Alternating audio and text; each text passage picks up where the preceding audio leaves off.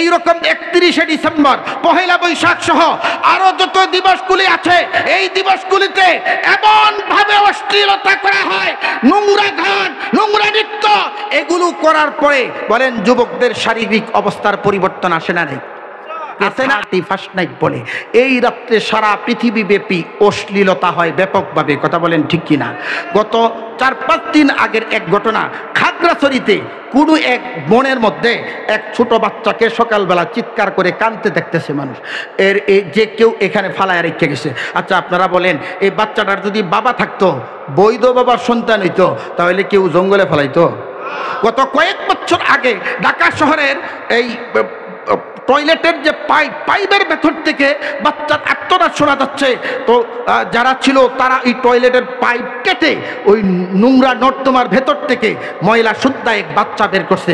আপনারা মনে করেন যদি বৈধ বাবার বাচ্চা হইতো, টয়লেটের পাইপের ভিতরে ফেলাইতো? আচ্ছা, আমাদের দেশে ইফটিজিং এর বিরুদ্ধে সরকার সবসময় সোচ্চার থাকে। বলেন ইফটিজিং কি কমছে না আরো বাড়ছে? ইফটিজিং করবে কিভাবে? এইরকম 31শে ডিসেম্বর, পহেলা বৈশাখ সহ আরো যত দিবসগুলি আছে, এই দিবসগুলিতে এমন ভাবে অশ্লীলতা করা হয়, নোংরা গান, নোংরা নৃত্য, এগুলো করার পরে বলেন যুবকদের শারীরিক অবস্থার পরিবর্তন আসে না? নেই? আসে না? আসে কি আসে না? এই যুবকরাই তো পরবর্তীতে ইফটিজিং করে, এরাই তো ধর্ষণ করে, এরাই তো অন্যায়ের দিকে চলে যায়। এই জন্য আমরা সরকারের কাছে আবেদন করতে চাই, ইফটিজিং বন্ধ করতে হলে, ধর্ষণ বন্ধ করতে হলে, এই অবাধে মেলামেশা এবং অশ্লীলতা, নিত্য গানের আসরকে বন্ধ করতে হবে। কথা বলেন ঠিক কিনা? মোহতারাম হাজরিন, এই যে 31শে ডিসেম্বর 31st নাইট, ও আমার কলিজার টুকরা যুবক ভাইয়েরা, এই 31st নাইটের ইতিহাস তুমি জানো না, অথচ তুমি ইহুদি নাসারাদের সাথে একাকার হয়ে 31st নাইট পালন করছো। তোমরা যারা সোশ্যাল মিডিয়ার সাথে সম্পৃক্ত, 31st নাইট বোঝার জন্য গুগলের ভিতরে ঢুকে লিখবা জানুস লেখে, এই জানুসের 31st নাইটের ইতিহাস পাবা।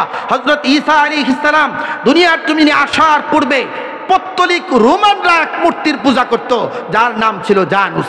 এই মূর্তির মাথা ছিল 2টা, সামনে এক মাথা, পিছনে এক মাথা।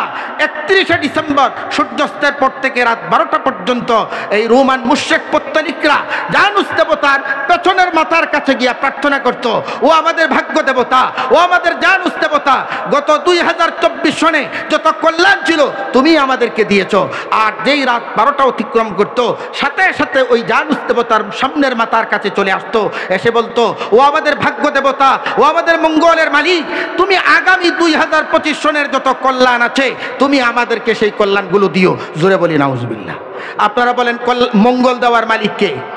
কল্যাণের মালিক কে? মূর্তির কাছে গিয়া এইভাবে কল্যাণ চাওয়া, এইটা কি শিরিক হয় কি হয় না? শিরিককারী কোথায় যাবে? বলে না কোথায় শিরিককারী কোথায় যাবে? ও কলিজার টুকরা যুবকেরা, তোমাকে যদি আইসা বলতো জানুস দেবতারে পূজা দাও, তার পায়ে সিজদা দাও, তাহলে তুমি করতে না, কারণ তুমি জানো মূর্তির পায়ে সিজদা করলে শিরিক হয়। তোমাকে এইভাবে শিরিক করাচ্ছে না, জানুস দেবতার পূজার আসরে 31শে ডিসেম্বর 31st নাইটের নামে রাতের পর রাত তোমাকে দিয়া ওই পূজার আসরগুলোতে গানে নৃত্যের মধ্যে অংশগ্রহণ করে শিরিক করাচ্ছে। কথা বলুন ঠিক কিনা? মোহতারাম হাজরিন, আমার অনেক কলিজার টুকরা যুবক ভাইরা না বুঝেই ছাগলের বাচ্চা হইল 3টা, বাট হইল 2টা, 2 ছাগলের বাচ্চায় 2 পাট্টিয়া দুধ পান করে, আর একটাই লেজ লাফায়, নাচায় আর লাফায়। ও যে কি জন্য লাফায় ও নিজেও জানে না। আমার অনেক কলিজার টুকরা যুবক ভাই আছে 31st নাইটে নাচানাচি করে, গানাগানি করে, কিন্তু মুঠেও জানে না এই দিবসটা কার, এটা কি জন্য, আমি নাচি কেন। কথা বলেন ঠিক কিনা? মোহতারাম হাজরিন, কাজেই 31st নাইট এটা মুসলমানদের জন্য নয়, এটা মুশরিকদের জন্য। আমাদের যুবকদেরকে অবশ্যই অপসংস্কৃতি থেকে বের হয়ে আসতে হবে। কথা বলুন ঠিক কিনা? অন্যভাবে হাদিসে পাকে রাসূল করিম সাল্লাল্লাহু আলাইহি ওয়াসাল্লাম বলেন, মান তাশাব্বাহা বিকাউমিন ফাহুয়া মিনহুম। ইহুদি খ্রিস্টানদের সাথে তাল মিলিয়া যারা নিজের জীবনকে পরিচালিত করবে, ইহুদি নাসারাদের সাথেই তাদের কিয়ামত হবে। জোরে বলি নাউজুবিল্লাহ।